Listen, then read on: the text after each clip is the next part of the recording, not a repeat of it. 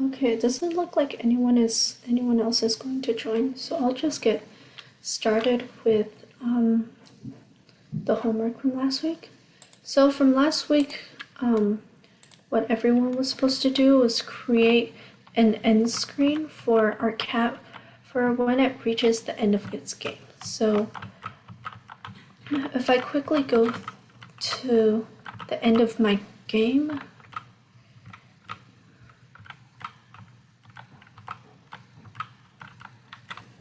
okay, so now when I enter this door, the correct screen for the game to go to is the end screen. So let's see. So this is what your game should be looking like right now. After your sprite finishes the last level, which in my case it was 5 levels, it should show up to this game 1 screen. So let's see how that's done. So I created a new sprite called end screen. Then under costumes, you can see that I've named this costume game 1, and I've just made a background with text in the middle. But how do we make this show? So at the beginning, we have to make sure it goes to the very center. Also makes it hide because we don't want to see this before the game ends. And then also last week under levels, we would tell the levels to keep on going to the next costume, to the next level, until it's on the last costume. So the last costume number is 5, that's our last level. Once that happens, we can broadcast a game 1 message. And so that's where we're leaving off. So this game 1 message, we can receive it from our end screen sprite.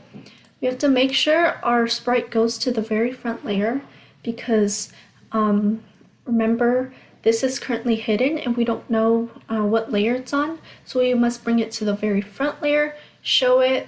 And then what the stop all does is that it stops everything that's going on inside of like all of these sprites. So if you were playing a game and let's say you accidentally pressed any one of your arrow keys again, and let's say made the cat move, and what if the cat accidentally goes to the door again? Then, goes to the door and broadcasts this message, the level complete, and it broadcasts the game 1 message again. Then that might cause some errors in your code once your player has finished their game, but everything behind it might still be going on.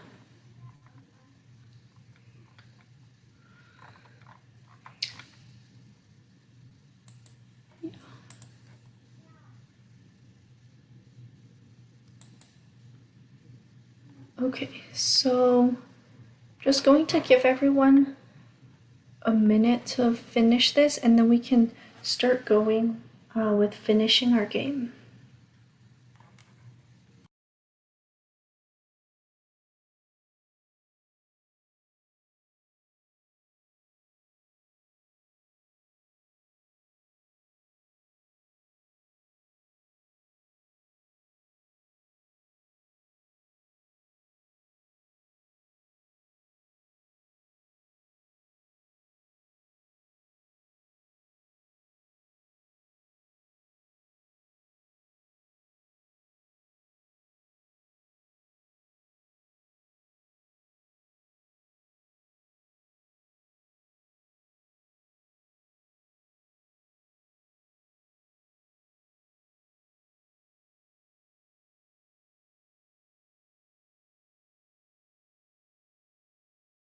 Okay.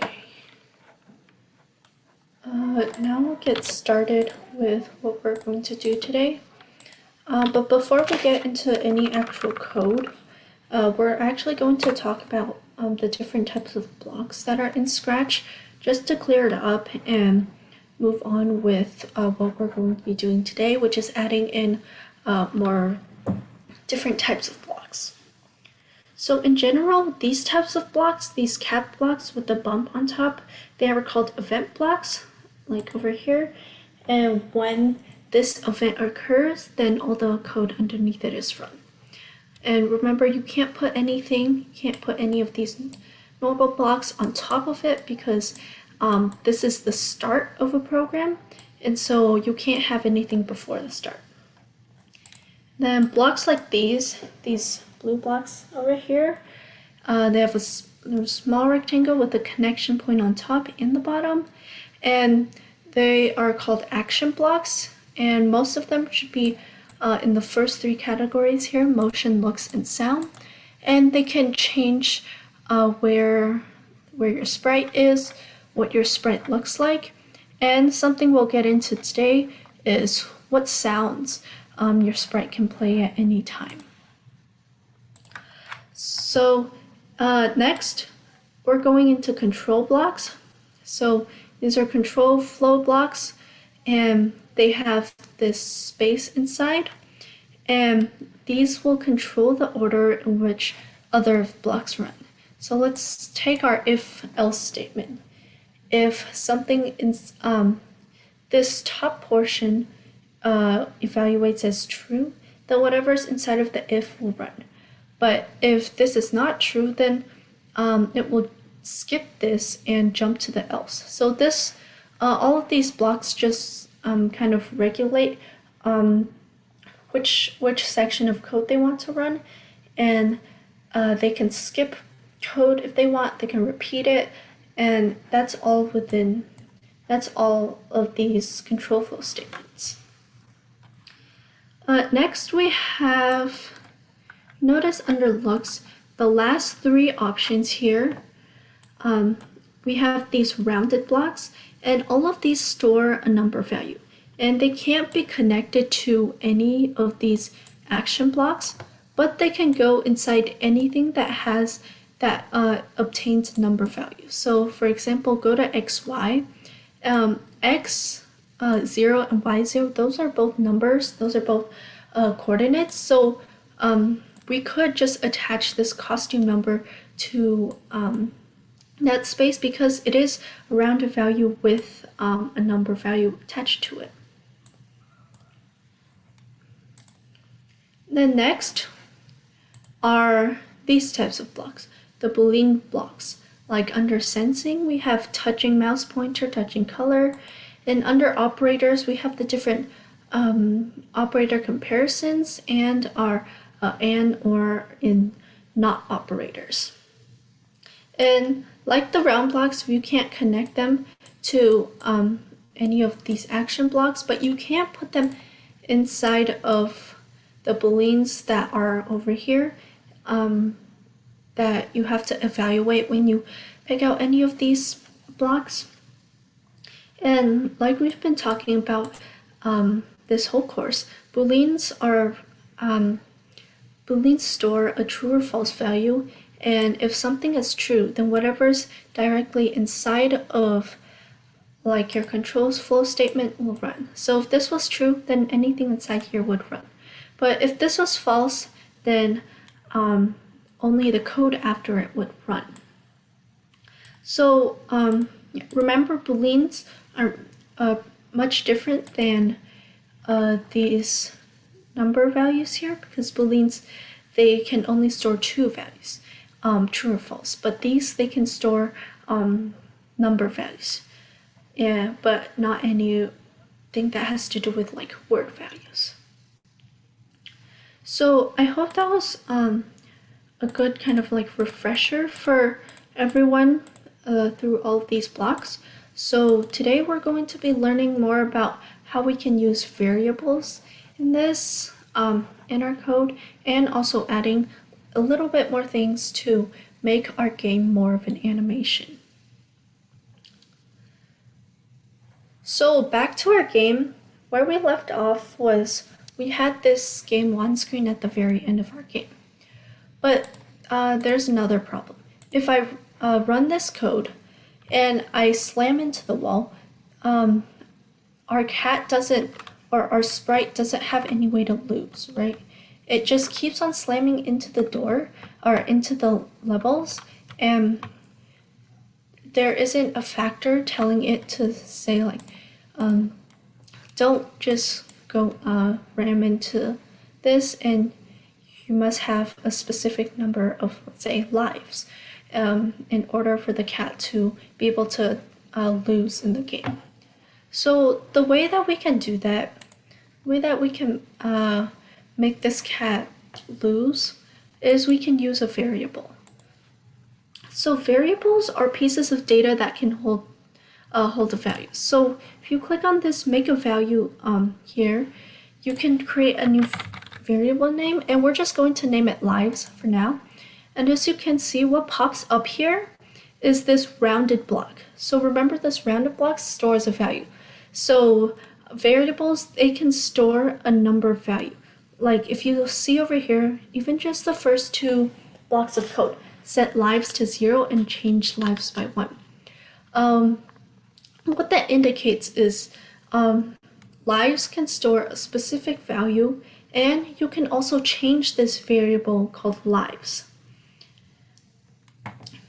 So what we're actually going to do with setting our values at the very beginning is we're not going to put it inside any of our spreads, because as you can see, all of them, they look very full right now, right?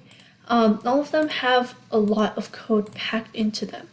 So the best place to actually set the variables, set what you want the variables to be at the very beginning of the game, is to do it in backdrops. Under the stage category, click on backdrops, and you can see this section of code is much simpler than any of our sprites here. So the way we can set variable value is we can do it underneath the when green flag clicked, and we can set the number of lives to a certain number. So lives usually start at a higher number, and they get less and less as the player encounters more obstacles, right? So we can currently set this lives. Let's just say we can set the beginning lives to 5.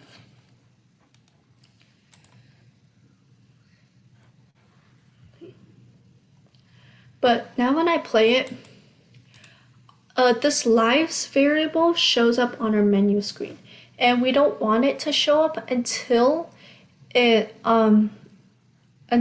game screen, until we see this green background over here. So I want everyone to take 30 seconds to figure out how we can make this lives variable hide when it's on the main screen and show when it reaches this green background.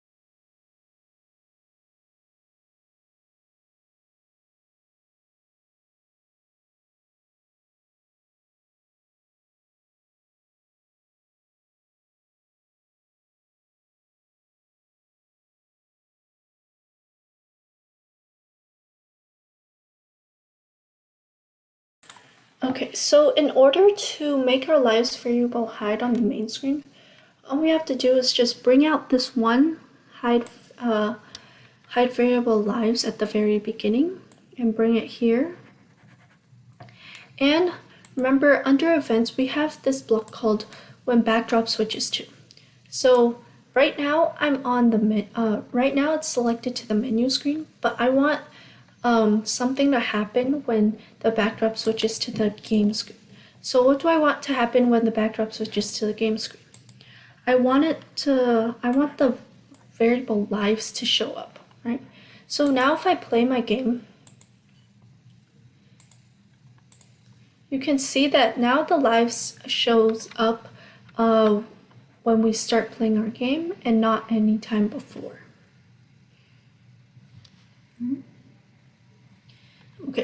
But now, now that we have this variable, there's still no way of us dying, right? As you can see, our lives variable up here is still at 5. And if I run into this wall, it's still 5. So we need to make a way to, we need to have a way for this sprite over here, our cat over here, to ram into the wall and lose 1 life. So what we can do is go back to our cat sprite over here, and let's look. So just now we had the if touching door, then do this. Well, we want something to happen when it's also touching levels. So if it's touching this level, we'll go back to the beginning, but we also need to change the number of lives that we have. So if it's touching the levels, then we can bring out the second block underneath the variables, which is change lives by 1. But we don't want to increase the number of lives that our cat has, right? We want to decrease it. So let's, so instead of making it go up by 1, we're going to make it go down by 1. Okay, but now if I play it, you can see that my cat is ramming into the wall, but now you notice the number of lives goes down to negative. And in any game, you can't have negative lives, right? So we also need to make a way of detecting whether the number of lives that we have is like less than 0 or less than 1, right? So underneath the levels, we can bring out a control statement. We can bring out an if block. And remember to, and don't put this on the outside of after this if statement. You want to put it directly underneath this change lives by -1 block. With this, what you can do is say if, okay, what do we want to happen? If the lives is less than 1, right? Or if the lives is not greater than 0, then we can actually broadcast a new message. Since we already have a game on message, now let's broadcast a message that says game lost. And I can also bring out this variable lives under here. And the reason that we didn't use this operators block right here, the equals block, is because sometimes, let's say if your cat is ramming into the walls too quickly, the lives actually change really quickly, and it might skip. Let's say if you ram into the wall really quickly, it might skip a number, or the number count will be going too fast for you to actually detect what number it is, for the Scratch program to detect the number. So if you put it as if lives is equal to 0, but what if you accidentally ram into the wall twice and Scratch didn't catch that? So we want to make sure that for any value less than 1, or 0 and less, for any value that's 0 or less, then we have to broadcast this game lost. But another way for us to kind of prevent the skipping is if we make our sprite stop over here for a second before the player can keep on moving with it. So in order to do that, we can use a control. The very first block, we can just use wait 1 second. If we put this at the end of our touching levels and at the end of our touching door and at the very beginning where we first reach the level, then we can make the player kind of sit here and think a little bit about where they want their sprite to go, and then they can guide the sprite in the correct direction. This might seem a little bit chunky over here, for it to wait 1 second every time the cat fails, but if in any of these other sprites, it might be easier to see why we need this wait 1 second block. So now that we have a game lost message, we need somewhere to receive it. So luckily, we can actually do that under the game's end screen. So we already have a game won, and we have this game won costume. So what we can do is to just make a new costume, because both of these are essentially doing the same things, right? They're going to be showing when the specific message is being received. So I can first just create the game lost screen right now. So I'm going to be painting new costume. Again, hover over this choose a costume and click on paint. And first name your costume game lost. What we want it to have is not the same background as this, because as you can see here, this is an orange background with blue words on it. That's very bright, right? But if you're losing a game, it's not very fun, right? So you don't really expect to see this bright image. So we're actually going to make our game lost screen have a black background. So what I just did was converted our canvas here into a vector, so I can just directly fill this space. So I'm going to choose black, and convert it back to vector, and now I can add my text.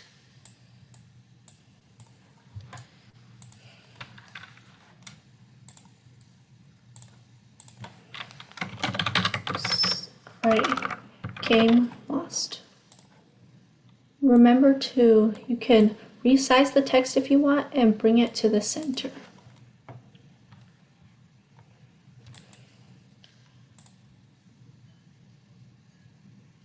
Okay, so now that we have these two different costumes, we need to make the code know when to differentiate between them, right? Because they're two separate costumes and they look very different. So underneath, before we bring out any game lost message calls, let's fix this. So right now it just goes to the front layer and shows, but we want to make sure that the first costume shows, the game won costume shows, instead of the game lost costume. So at the beginning here, I can just make sure to switch the costume to game won, and that will show the game won screen. And if I duplicate this and change the message call and the costume, then I can have a game lost. So if I try to run it now, you can see that our cat is waiting at the beginning before each round, and now it's at 1 life. And if it runs into the wall again, it should show up to our game lost screen. So that's what we want, right? Our player should be able to see the game lost screen if their lives have hit 0.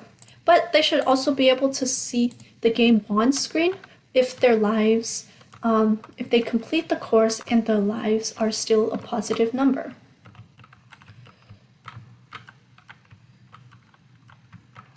So if you could test your code right now and see if it's completely working, your lives do decrease as you hit any of your boundaries on your maze, and you can test both scenarios for game won and game lost.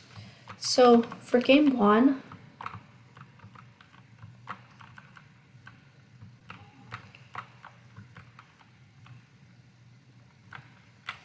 okay, so if I touch this door, all of this should be covered up and be replaced by the game won screen. So both scenarios work for me. I could see both of the game lost screen when I reach 0 lives, and I can also see the game won screen. And something important that you want to leave on your page when you go to either of these end screens is the number of lives that you had. Because what if a player doesn't realize that they've already run into the wall 5 times?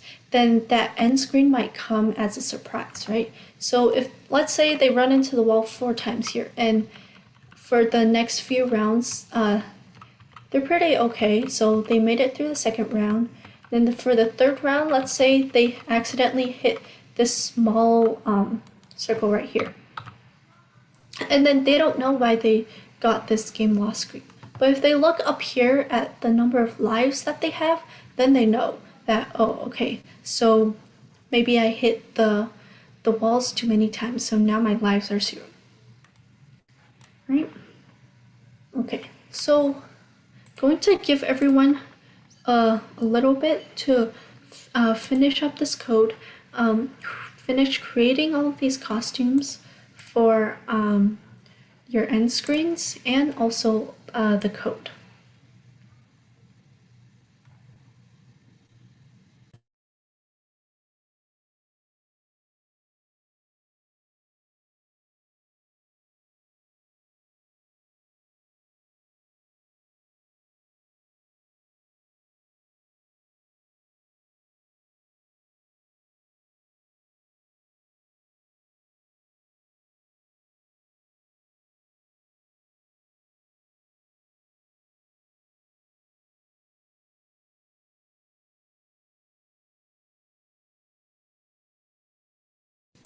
Okay, hopefully everyone has finished this.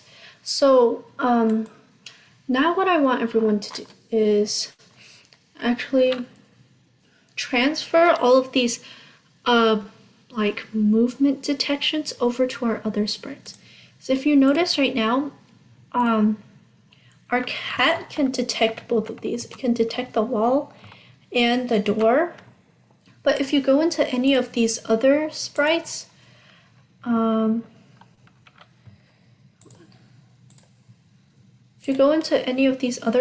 you can't see, they can't detect the wall, right? Like even now, as the car is going into the wall, you can't detect it, and it also can't detect the door. So I want everyone to copy their code from over here and copy it to each one of these movement selects. So I want you to copy into car and basketball, and you don't have to change any of the message calls because they should all be the same if you're touching the door and you're touching levels. And yeah, also keep in mind that you can see right now our car is very big, right? And if you just now when you saw it was it went underneath of this like red background, and since it's so big and it's hard for the player to maneuver it if it's so big. So you might want to consider changing the size, changing where it is on the where it has to start, things like that. So I'm going to give everyone 3 minutes to copy their code from the cat, all of this code from the cat to each one of these other ones.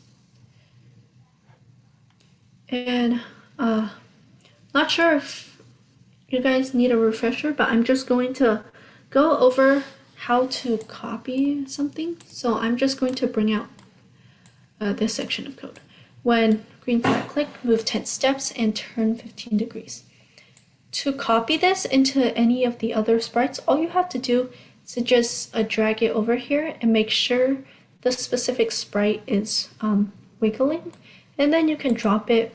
And then now in our car sprite, you can see that this code is copied over. So I want everyone to copy over their code, and we'll meet back in a few minutes.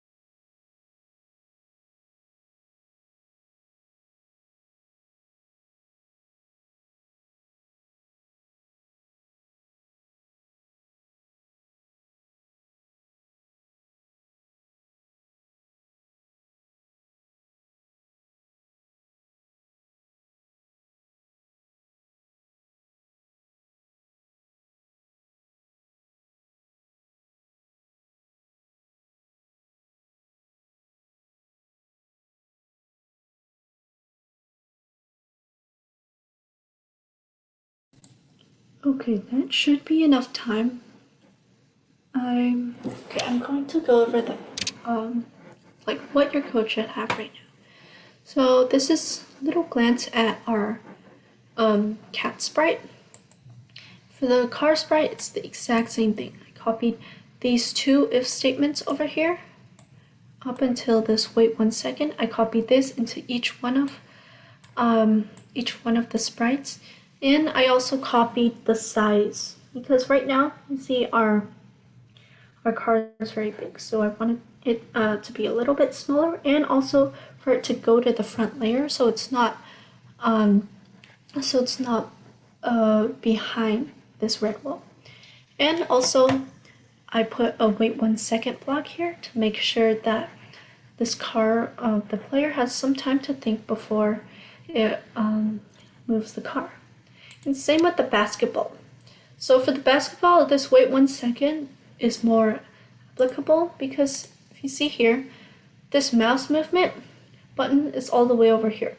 But your sprite is going to be starting around here. So if you didn't have this wait 1 second block, then you might just be wasting life, right? You might be wasting life because our first obstacle is like over here, and the basketball will just run into the wall. But we want the player to have time to click this, then move their mouse back here, and then the ball starts moving.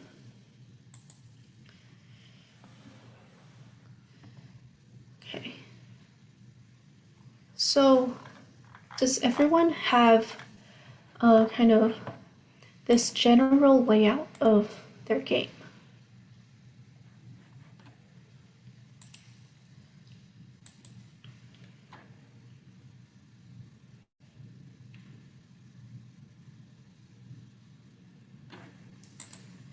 Okay.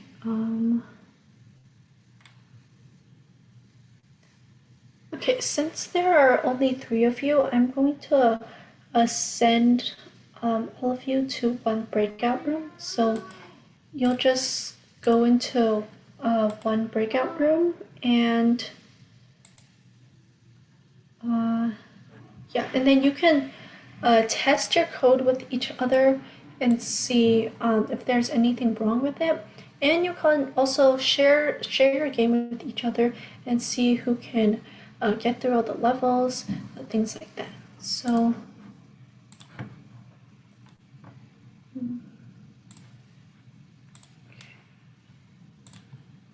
okay, I'm going to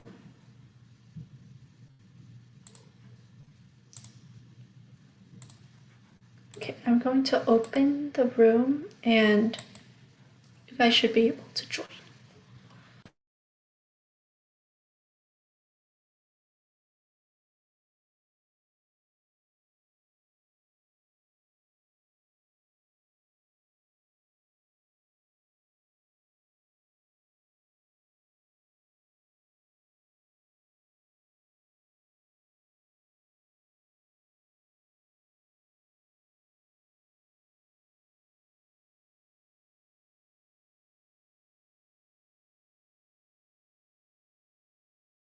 Okay, so I think everyone is in their breakout room. Yeah. Okay. Okay. I'll check up on them like in a couple minutes. How long do you want the breakout rooms to be open for? I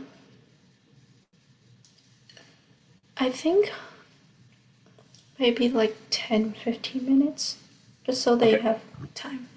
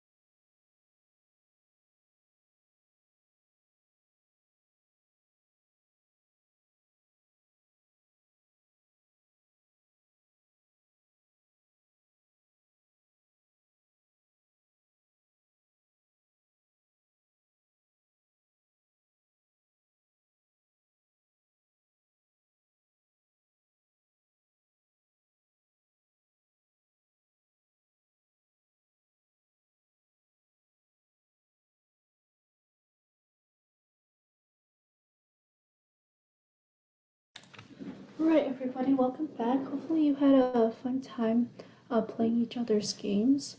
So, before we finish with the final version of our game here, we're actually just going to make some small adjustments to make it come more to life. One of them is going to be sounds, and another is kind of a safety factor. So,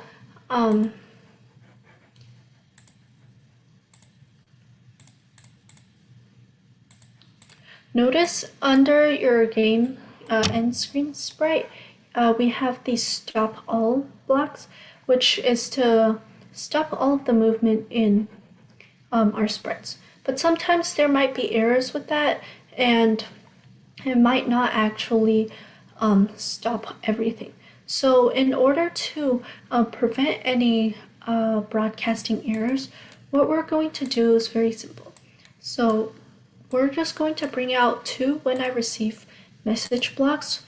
One is going to be for game lost, the other is going to be for game won. And what you have to do is just bring out the stop other scripts in Sprite. So what this will do, will stop everything that's inside of this forever loop, stop everything here, and just allow this end screen to kind of be the only thing that's running. So with this, we can have a little bit more security and prevent bugs when some of our players are playing. So I can just drag this and copy it to each one of these movement sprites, like that. So as you can see, these are now copied in here. So now we have that. But something else that we want our game to have is something like more flexibility, right? So right now, this entire game, we've been playing it with one speed. The speed of like 10 steps or 10x values, 10x values per movement. But sometimes you might want to change the speed. Like you might want to change this to only move 5 steps instead of 10 steps. Same with all of these. But if you were to do it by hand, like if you were to just change the speed now of all of your sprites, you would have to do it one by one. Right? So if I wanted to change this speed to 5, I would have to go into each bubble individually and type in 5 or -5. Same with the car. 5, -5, and then the basketball, 5, -5. But as you can see, that can be kind of time consuming especially if you have more than just 3 sprites. If you had 100 sprites, then this would take forever, right? And also another problem with this is if you forgot to change one of these, or if you change this to the wrong value, like let's say 15 instead of 5. So, and with this value, it's hard to identify which one is wrong. So for now, let's leave this alone, and we're actually going to create a new variable. I'm going to name it speed, and what that will do is allow us to set the speed of our sprites to anything that we want, and with that, we can continue with our game, but also allow the player to have more flexibility in what speed they want their sprites to go at. So to create a variable, under the same tab as we created the lives, we can make a variable. And for this, we can call it speed. Now, we don't want this speed variable to be showing on the home screen. So remember where we set the first values of lives, we can also set first value of speed. Let's just change it to 10 for now. And then we also want to hide this variable because we don't ever want the player to see the speed that they're at. It might be a little bit distracting, so we just want to hide it for the entire game.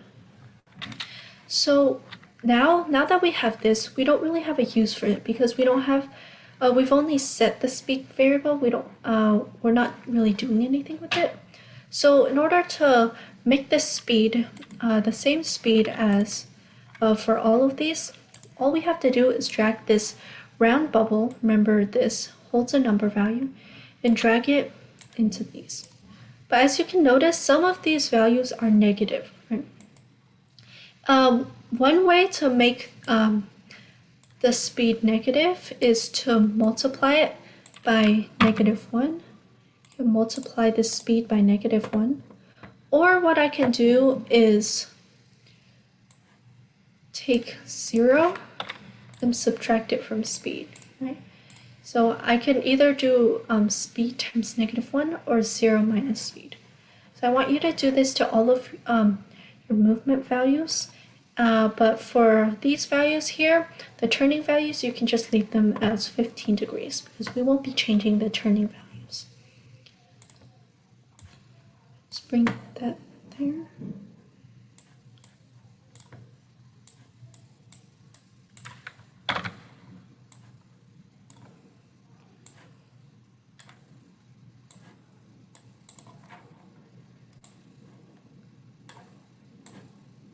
Alright, so now that if you finish doing these, you can now test the speed of your code. As you can see, it's pretty much the same as before because we haven't changed anything.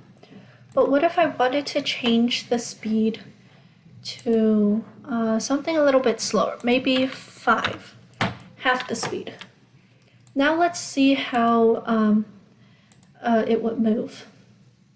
As you can see, now this basketball takes a lot more time to get to my mouse as compared to before because it doesn't have to move as many steps each time. And we can also test this movement speed with any of our other movement blocks. Like with 4-way movement, you can see that our cat is much slower than before. And the same thing with our car also. This is a lot slower, right? So that's what we can use to control the speed. You can change the speed to anything you want, or just leave it at 5 or 10. And that's pretty much the premise of our game. One last thing that would be fun to add is sounds, right? So at the very beginning, we talked about these 3 tabs up here, and throughout the Scratch course, we've been mainly using the code and the costumes. But for today, we're going to start using the Sounds tab. And what this will do will basically make our game come to life. For today, we're only going to use two simple sounds, but if you wanted to continue this project at home, you could add more sounds. But the sounds that we want to create are for our different end screens, when our player wins or when our player loses. So let's first do a sound for when our player wins. So if you go down here to choose a sound, you can actually click on this search bar, and this will bring up a whole library of these sounds that are already in Scratch. But for the game on sound, we're just going to type in win and click on this last one here. You can hover over the play button, and that will play the sound for you. I don't think you guys can hear it, but you can preview it on your own. Just click that. And we're also going to add another sound for when our player loses the game. So type in lose. You can preview the sound there. Just click it there. And then here, down here, you can also control like how loud it is or such, but we won't be using that for this because it sounds pretty good already. So underneath the sounds, we have these plays. This first 3 blocks here are to play the sound. So we want to drag out this play sound until done, because that will play this entire thing until it stops over here. What start sound does is it just starts the sound until you tell the Scratch program to stop.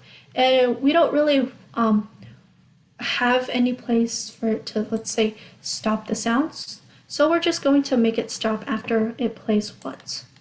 So I'm going to bring this at the top of game 1, choose it to win, and also choose lose here. So now if we test our code and we ram into the wall 5 times,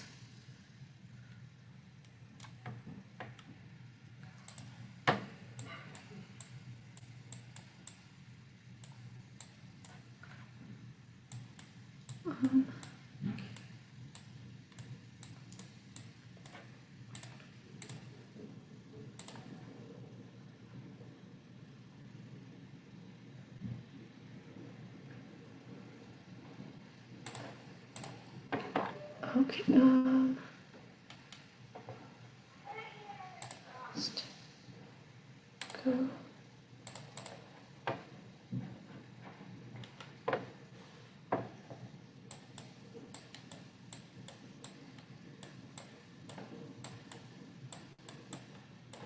Okay, I think you want to have play sound at the very end, so can actually go to the front layer. Alright.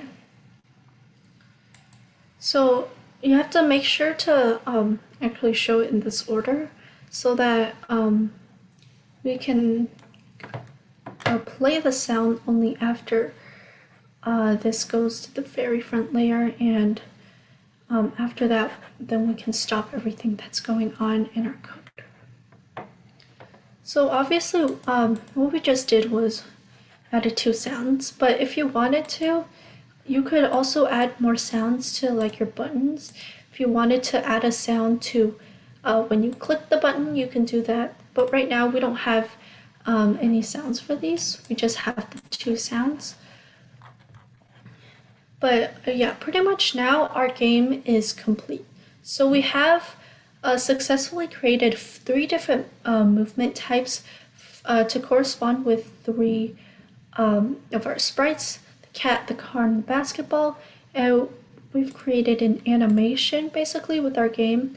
All of these kind of get bigger when we hover over them, and they have this animation. And we can also play our game. Our maze game, like normal.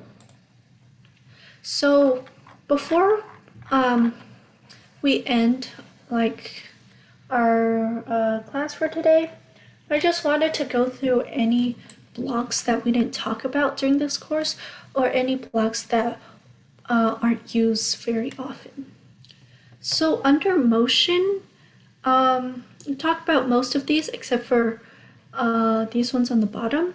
So if on edge bounce, that's useful if you're creating some sort of like basketball animation where you wanted a ball to bounce around in a 0 gravity effect.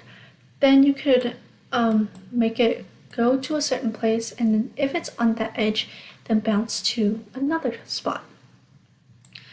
Set rotation style.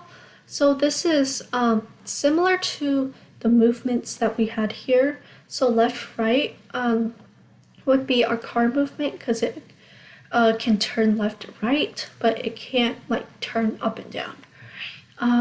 The don't rotate rotation style corresponds with our cat, because it doesn't rotate, it just moves in all 4 directions. And then rotate all around, that's our basketball motion, which we can control with our mouse and spin in circles. But since we did it manually, we didn't have to use this block. And then these bubble blocks over here are, like I said before, they store number values, right? So each of these store a number value. They have X position, Y position, and also the direction that your sprite is pointing. So right now, the cat sprite is pointing at direction 90. And then if I change this car sprite to 150 and I bring this direction out, I click on it, it'll tell me the direction that it's pointing at. And you can do that for any of these other blocks too. inside of looks, the first four blocks you see here are more for like storytelling. If you wanted to have your players have your sprites tell a story, then you can use these to interact with the sprites. Change effect. So this is to like you can change the color of a certain sprite. So I'm going to, let's say Undercat. If I wanted to change the color effect by 25, let's just experiment. If I click on this, you can now see that our cat is this greenish color. If I click on it again, it's a darker green, and it eventually goes to blue. Right? So, and you can also set the color back to the original. And there are a bunch of effects over here that you can always like experiment with. Whirl just makes it look more like a swirl. So any of these can you can use to make your game or animation a little bit more lively and look a little bit cooler. Sounds we talked about. Pitch is how high or how low you want the sound to be like. So maybe you wanted the sound to be a little bit higher, then you can change the pitch effect by a positive number. If you wanted it to sound more like a bass, then you can change it by a negative number. And volume is just how loud you want the sound to be. Do you want it to be kind of a mellow sound in the background, or do you want it to kind of like a scary sound and come out at the players? Events we mainly talked about. This block, you pretty much won't be using it unless you wanted, not the loudness, but if you wanted to time something, to time how long a player has been inside of a game, you can use this. Control, we talked about most of these except for the clones. So what clones will do will duplicate the certain sprite or any sprite in the game. And this is useful if you wanted to, let's say, shoot some bullets across the board and you didn't want to create specific blocks for each one of them. Then you can just create a clone and delete the clone every time you want to shoot a bullet. Okay, sensing.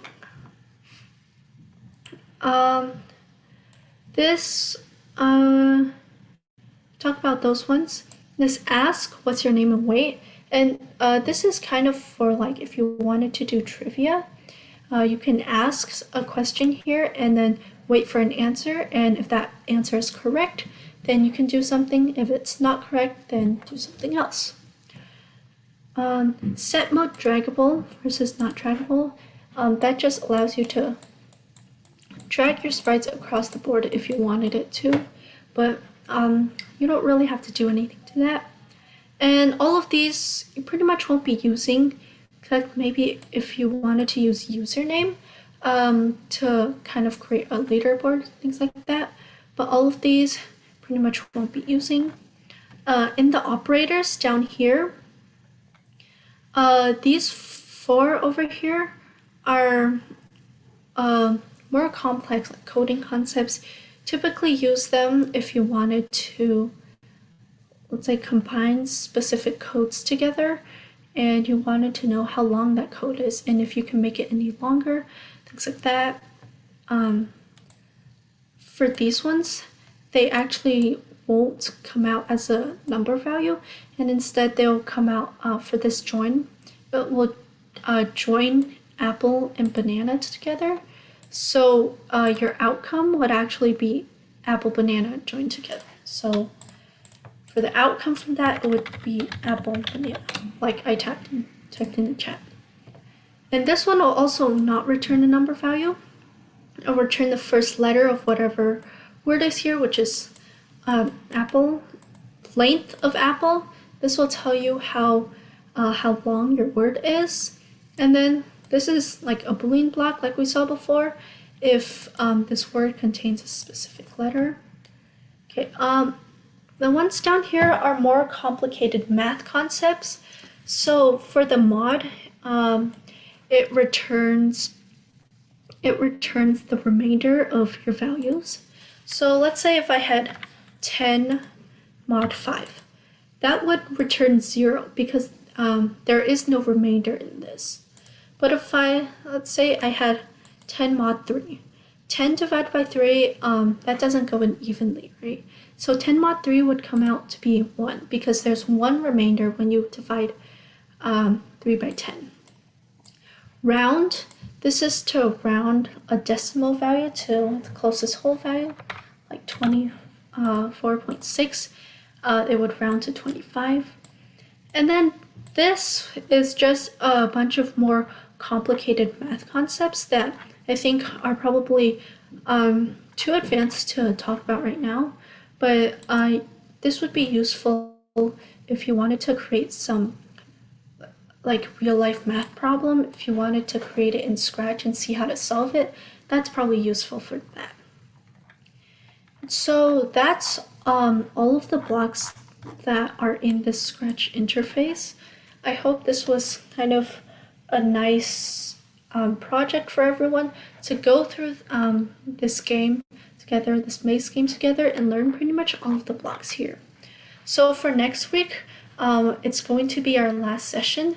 So we're going to be doing something a little bit more challenging, which is to create this like scrolling background, maze background game. So I'm going to show you what I made.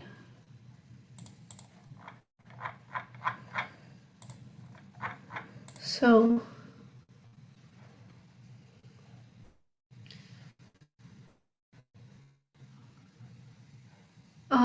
this is something really complicated. We don't have to make thing this complicated, but the idea is to have the background that you're working on move along with your player. So in our game, the maze background was very like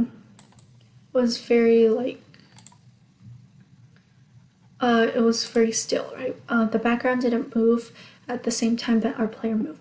But in this game, the scrolling maze game, we can actually make it move along with, we can make the background move along with our player.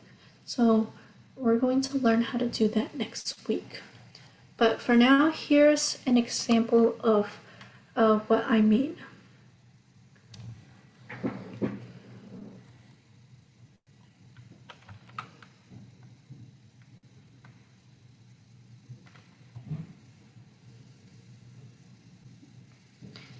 So as you can see here, this is a general format of a maze, and you can see our player is able to move around the maze, and this maze moves with our movements. So we don't ever, like, let's say, run out of room, or if I get to the very bottom here, that will never happen because there are always boundaries here to protect the player from moving too far down the road. Okay, so that's it for the 5th class in this course. Next week is going to be our last week in this course, so I hope everyone is looking forward to that, and we'll continue to make that scrolling maze game, and after that you guys will pretty much be proficient in the Scratch program.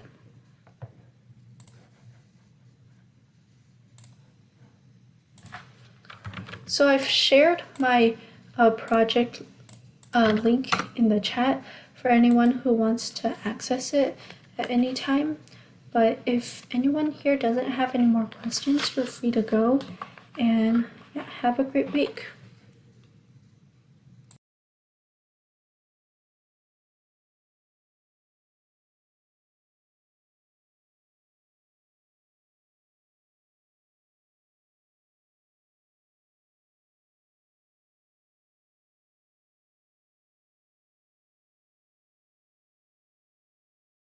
Edward, do you have any questions?